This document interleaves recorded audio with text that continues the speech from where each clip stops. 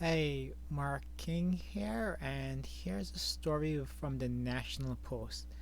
Now, I'm not too familiar with the National Post. It's a Canadian paper, from what I understand. I know the name Barbara Kay. She's a columnist for the National Post, and she tends to be more conservative with her views, right? From what I understand. So I'll get to the headline, and we'll get to this story, right? Barbara Kay, according to data, it's the males of society who are in crisis. Why can't philanthropists like Melinda Gates put their billions to work to help human beings in trouble without regard of their gender?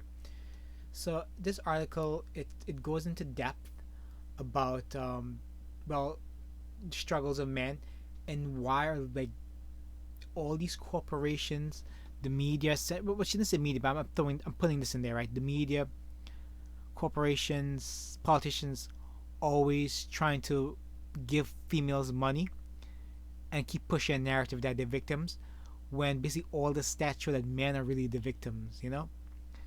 So it's a good article for men to read. I implore you, please read it. I'll just go over a few points here that I find really poignant. This is from January 8, 2020, so it's about a couple of months. So this is get started, right? In the 98th address, Hillary Clinton observed women have always been the primary victims of war. Lies. Women lose their husbands. Oh, their fathers, their sons in combat. Which, again, I should laugh, but it's like, how is. Logically, it makes no sense, right? It just doesn't. The victims are the ones who die. That's it. It's simple logic.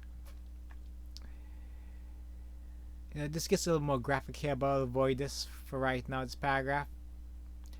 Here, 22 years later, during a time where women have demonstrated transcendent glass ceilings in every form of male-dominated domain on a female checklist, but by moving feminism's goalpost further down the field toward utopia, feminist elites preserve and promote the same victim narrative.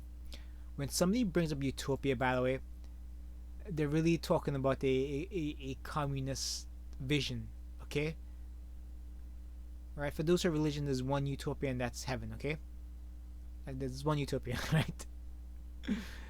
This is utopia in their sense is a communist term. Anyway, Melinda Gates, Bill Gates' wife, a philanthropic partner, and one of the most privileged human beings on the planet, 99% in existence, 99.9% in existence of all humanity.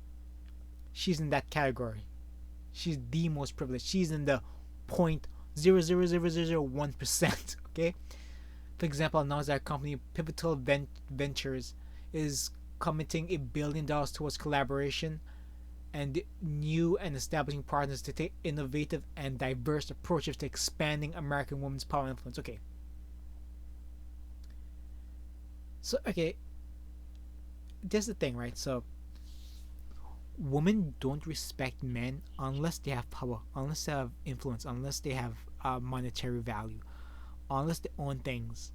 So when you see these type of initiatives pushing women, what they're really trying to do is push men, and then what you'll see is like marriage rate drops. And there's reasons for this. Men understand the world how it works. Women don't.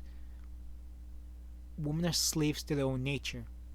Most men are not, because most men grasp the reality of the world. Again, men have knowledge. This is why when a woman wants to hook with a man, it's good to have knowledge, They can't gain the knowledge. No matter how much they read, human beings naturally learn better from each other, okay? That's generally the rule, okay? So no matter what they read in the book, it won't sink in as much as it would from hearing it from a man, their husband, or their leader, essentially, okay? Their leader, their leader. Anyway, why this massive infusion of money is necessary is not well explained by Miss Gates, essentially. She begins with the indignant observation that women hold 24% of the seats in Congress, but two paragraphs later, she notes that a record number of women who ran for office won, many women of color. Gates believed in affirmating action for women, fast tracking sectors. Again, when you try to fast track things, that usually means they haven't earned it.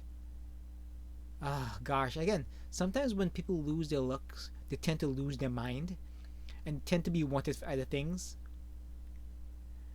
Anyway, let's just move on. Media handle to agency, including government, that come with social engineering. Yes, that's it. It's a social engineering agenda. Again, you know, they're pushing a lot of communist talking points, right? When men fall, what you will see is communists take over. Men are really, in every instance, always the last defense against tyranny. Okay? Good men fight bad men. Okay? It's the beginning of time. Okay? It's in every religious text you can think of, every history book, every truth, every logical point, every science study knows this. Okay? Okay? So I'll cut it short here. It's just some stats to go through. Talk about like college rates and the 73 men. There are 73 men for every 100 women who earn a doctorate degree, but more women in college. Again, men go straight to the top because their minds are basically better built. You know, that's it. And then I honestly I hate sometimes when I'm in a school system and I can't tell the truth like that. I just can't. I hate it. It upsets me a lot because you see the opposite where they try to promote female victimhood, also promote the idea that females are better, and it starts at a young age. Again, what you see in the school system, basically early on, boys are better at math, girls are better at reading.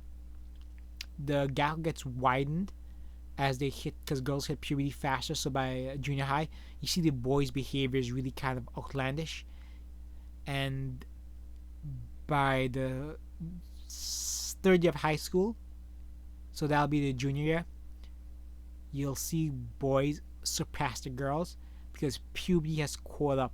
The chemicals in the body have drastically improved the boys' ability to control their emotions, also improve the mental capabilities. Then when it's over, boys have surpassed the girls. But this gap is being artificially closed right now, simply because what they're doing is they've geared the school system to girls, and that every opportunity have crushed opportunities for boys. So this has led to a big disparity in college, where girls are getting money thrown at them, grants, scholarships, just for being the preferred gender, and boys have been going to trade schools or funking out, or just not even bothering to attend school beyond high school. But the boys who do go there, they gravitate towards the top because the male mind is different, and dare I say it's a little bit more efficient. Okay. Anyway, thank you for listening to the end. I appreciate it. I hope you took something away. Please share, save, subscribe, and I will to read the article. I will post it. It's a really well written article, and Melinda Gates is insane. Okay, like they all are. Take care.